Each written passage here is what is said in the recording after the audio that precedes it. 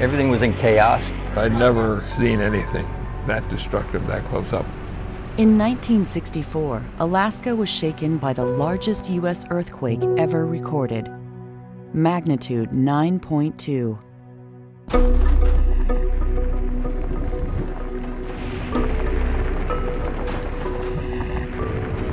Shaking went on for over 4 minutes. 143 people died. Total property loss in 2013 dollars is estimated at $2.3 billion. There were gaping fractures, massive landslides, and the destruction of water mains, gas, sewer, telephone, and electrical systems. The epicenter was in Prince William Sound, 74 miles southeast of Anchorage, yet effects were observed as far away as Texas and Louisiana. What the 1964 Great Alaska Earthquake taught scientists was as profound and far-reaching. Initially, no one understood how or why the earthquake occurred. Immediately, 3 U.S. Geological Survey scientists were sent to figure it out. The main airport, the Anchorage International, was closed down because the control tower had collapsed and killed the operator. And then we went out separately, mostly separately, to look at different things so we could cover 3 times as much ground. The scientists studied the effects from the air, on land, and along shorelines.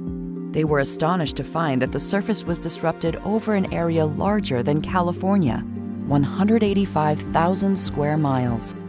Some areas dropped down as much as 8 feet, and others rose up by as much as 38 feet. Barnacles, once 2 feet below the ocean's surface, were suddenly several feet above. Mapping this uplift and downdrop became crucial for understanding what happened.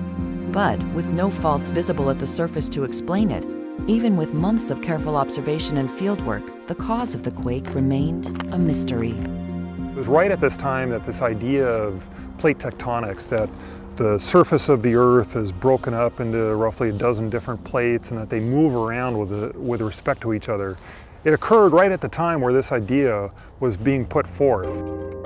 One of the scientists, geologist George Plafker, considered the quake in terms of this newly forming theory of plate tectonics.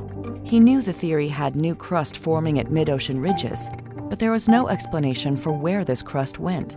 And so the most likely one that came to mind is that the oceanic crust is being pushed underneath that part of southern Alaska at a very low angle, and there was slip on the interface between the oceanic crust and the overlying continental crust. These 2 crusts are converging at the rate of 1.5 inches each year. Periodic slip between the crusts produces great quakes, which Plafker called megathrust earthquakes. His realization changed our understanding of these great earthquakes.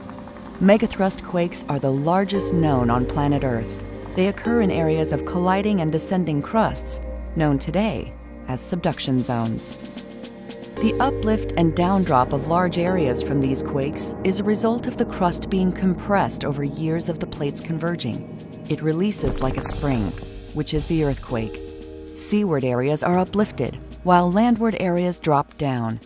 George Plafker identified this pattern common to megathrust quakes in subduction zones. The 1964 earthquake was the first megathrust subduction zone earthquake properly interpreted as such. As a result of that, essentially every other large subduction zone earthquake around the world sort of falls in the shadow of what we learned from the 1964 earthquake. Next, the question became, how often do these quakes happen? One of the obvious things that everybody wants to know when you have an earthquake like this is how frequently do they occur? Could you have one tomorrow, or is it thousands of years? Plafker and his team drilled 50 feet into the earth and collected core samples to find out. They used carbon dating to identify when past megathrust earthquakes have occurred in south-central Alaska. It's just an example of what has happened in the past, and the analog for that is what happened in the 1964 earthquake, namely an abrupt uplift of a broad area of mud flats that are intertidal, and then sudden appearance of freshwater plants growing on that surface. In the cores, where the remains of land plants overlie ocean sediments, this marks a moment of sudden change, a past megathrust quake. Dating the plant remains provides an age for that quake.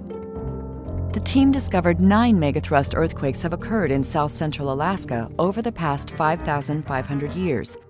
The average time span between these quakes was 630 years. Another devastating effect of the 1964 Great Alaska Earthquake was a series of deadly tsunamis.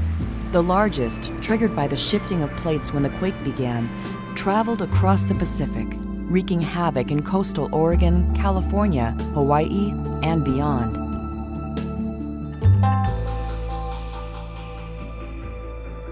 Locally, a number of extremely dangerous tsunamis occurred in south-central Alaska fjords like Whittier and Valdez. Most deaths resulting from the 1964 quake came from these local tsunamis in fjords. The scientists recognized that these were produced by underwater landslides that occurred as the quake began. In the 1964 earthquake, of the people who died, most people were killed by tsunamis. And there's kind of two ways you can make tsunamis, but the way that the tsunamis were made right here in Whittier was by underwater landslides. There's material at the edges of these fjords here, and then it's shaken in the earthquake and it slides downward into the deep part of the fjord. That generates tsunami waves, which then hit the shoreline. And the thing that's really notable about those kind of tsunamis is that they hit the shoreline very soon after the beginning of shaking. And so here in Whittier, the first tsunami wave was really well observed out in the middle of the fjord, but within 3 minutes there were 3 waves that covered a large part of Whittier. And it killed about 12 people. There was a lumber mill located about where that hotel is in the background there. There were 13 deaths in Whittier and 12 of them were over there. Chenega, a small native village in Prince William Sound, lost 23 people, a third of its population. Today, scientists use ocean bottom sonar mapping to identify submarine landslide deposits from the past. Additional work, like coring and dating these slides, will help refine understanding of the tsunami hazard and how often these quakes occur. And at Valdez in particular, it looks like there may be like 6 to 10 of these big underwater landslide deposits at depth. So we know that these kind of things happen over and over again. You know, here we are at the margin of a fjord, we've got these big mountains, there's glaciers and streams eroding these things, they're putting sediment at the margins of the fjord. We have the megathrust underneath us here at about 12 to 15 miles depth. In these big earthquakes, it shakes like crazy, releases these sediments into the deep parts of the fjord, and then generates tsunamis. So if you're living at the edge of a fjord or recreating and an earthquake happens, a really important thing to do is to travel to high ground right away. You don't want to wait to hear a tsunami alarm or anything like that. If you feel strong shaking that feels like a strong earthquake, you need to head uphill right away. Don't wait till the earthquake is over. Some of the most stunning destruction from the 1964 quake came from subaerial landslides. Extreme shaking led to significant ground failure and liquefaction in Anchorage. Massive landslides struck the downtown area, Government Hill, and in the Turn Again by the Sea subdivision. What happened is through the ground shaking in the 64 earthquake, there were these blocks that sort of slid sideways as a result of that. And then some buildings collapsed into those areas. Sometimes the edge of a building was sticking off where it had failed underneath there. There were a few people killed as a result of the damage of these buildings in the 64 earthquake. The widespread damage and loss of life from this earthquake led to a determination to use science to save lives in the future. Legacies from the 1964 Great Alaska Earthquake include the establishment of the USGS Earthquake Hazards Program, NOAA's round-the-clock Tsunami Warning Centers, new building codes and innovations in retrofitting older, vulnerable structures. As part of the Advanced National Seismic System, the USGS now routinely monitors all earthquakes that occur in the U.S.